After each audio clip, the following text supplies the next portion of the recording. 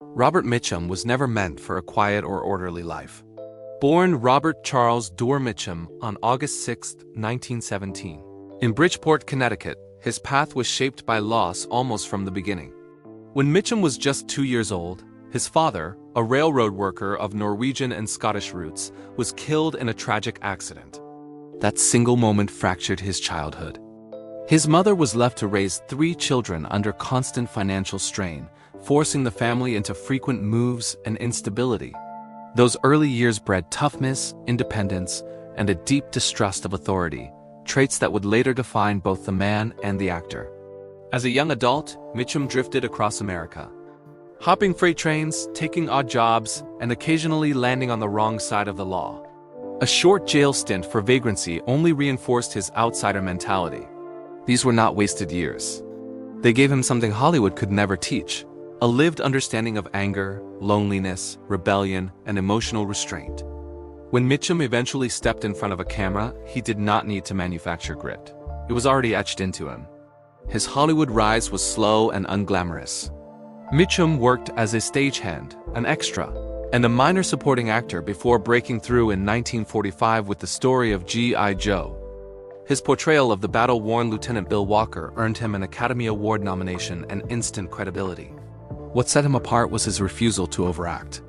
He spoke slowly, moved minimally, and expressed emotion with barely perceptible gestures.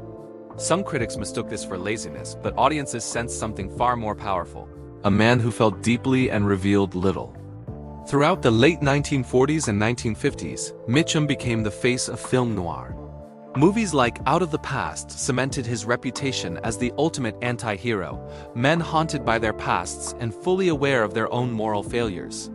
He did not ask viewers to admire his characters, he challenged them to understand them. Off-screen, Mitchum openly mocked Hollywood's pretensions, famously calling acting easy work, a remark that angered many but reflected his belief that truth mattered more than polish. Scandal followed him, most notably his 1948 arrest for marijuana possession, which briefly stalled his career, yet even this only deepened his mystique. Mitchum emerged unapologetic and undiminished. In later years, he proved his range beyond noir, delivering iconic performances in westerns like El Dorado, terrifying audiences in The Night of the Hunter, and embodying pure menace in Cape Fear.